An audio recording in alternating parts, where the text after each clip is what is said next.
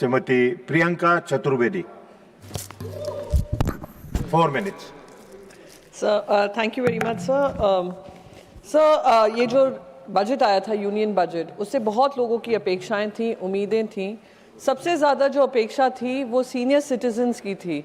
जो 60 साल के ऊपर हमारे सीनियर सिटीजन्स हैं, उनकी वो बजट को ज़्यादा ध्यान से देख रहे थे, क्योंकि वो उम्मीद कर रहे थे कि उनके लिए भी कुछ प्रावधान किए जाएंगे। दुख इस बात का है कि उनका भी सोच इसमें नहीं लगाई गई, और जो बजट अनाउंस हुआ उसकी वाह तो हो रही है, पर कोई 60 साल के ऊपर के जो व्यक्ति हैं उनसे कोई नहीं पूछ रहा है उनके लिए क्या प्रावधान हुआ है। सर हमारा जो बजट है, अगर हम अपने डेमोग्राफी देखते हैं, जिसके बारे में प्रधानमंत्री बोलते रहते हैं, डेमोग्राफिक डिविडेंड है, वो लगातार उसकी जो उम्र है बढ़ती जा रही है। 2050 में ये अनुमान लगाया जा रहा है कि करीब 30 करोड़ जो देशवासी होंगे वो 60 साल के ऊपर होंगे, जिसमें से बहुत सारे गांवों में रह रहे हैं या महिलाएं हैं। तो उनका ध्यान रखना, और ये हमारे इकोनॉमिक जो चैलेंज है, इकोनॉमिक चैलेंज होगा, सोशल चैलेंज होगा, और सबसे ज़्यादा हेल्थ चैलेंज होगा, उस पर उन्हें ध्यान नहीं दिया है। सर सबसे पहले मैं रेलवे कंसेशन की बात करूंगी। जब कोविड हुआ था, कोविड के समय पे बहुत सारी कटौतियां हो रही थी और पूरा देश लगा हुआ था एक साथ कि हाँ, जहाँ जहाँ कमियां हैं हम उसमें योगदान देंगे, जहाँ हमें अपने जो कंसेशंस हैं वो वापस लेने को तैयार हैं। उनको ये वादा किया गया था कि जब कोविड का कार्यकाल खत्म होगा तो कंसेशंस जो रेलवे के होते हैं वो वापस आपको दिया जाएगा। वो अब तक नहीं हुआ है। रेलवेज ने 8,913 करोड़ कमाए हैं, पर उनका जो कंसेशन है जो 6 दशकों से चल रहा था वो उनसे खींच लिया गया है। सर एल्डर केयर कल राधा मोहन जी बता रहे थे सीनियर सिटीजन्स के बारे में, कैसे उनके जो बच्चे होते हैं रोजगार का माध्यम यहाँ पे नहीं मिलते हैं तो विदेशों में चले जाते हैं, और बुजुर्ग माँ बाप का ध्यान नहीं रखते हैं। सब रखने को तैयार है, पर साथ में दिक्कत यह है, वो सरकार से पूछें, जो 18% टैक्स लगता है एल्डर केयर पे, चाहे वो रेजिडेंशियल केयर फैसिलिटीज हो, होम केयर सर्विसेज हो, सपोर्ट सर्विसेज हो, वो उनके लिए मिडिल क्लास फैमिलीज के लिए अनअफोर्डेबल कर दिया है। सर जो टैक्स स्ट्रक्चर है उस पर भी कोई ध्यान नहीं दिया गया है। अब जीएसटी तो एसेंशियल डिसेबिलिटी पे भी है, जो अडल्ट डायपर्स होते हैं, व्हीलचेयर होते हैं, जो उनकी वॉकिंग एड होते हैं और अदर असिस्टिंग डिवाइसेस होते हैं, उस पे तो 12 से 18% जीएसटी लगाया हुआ है। सर हेल्थ केयर के डिडक्शंस मिलते हैं सेक्शन 80D और सेक्शन 80DDB।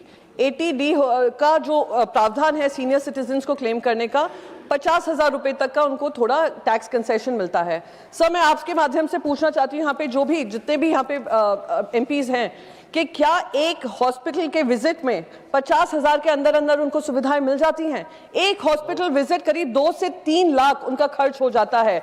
दुख इस बात का होता है कि जो इंश्योरेंस प्रीमियम्स भी इनके होते हैं 30 से 40,000 साल के होते हैं। और अगर हम इन्फ्लेशन देखें, हेल्थ रिलेटेड ट्रीटमेंट का 10 से 15% लगातार बढ़ रहा है, हर साल बढ़ता है, और आपने उनकी डिडक्शंस में कोई राहत नहीं दी है।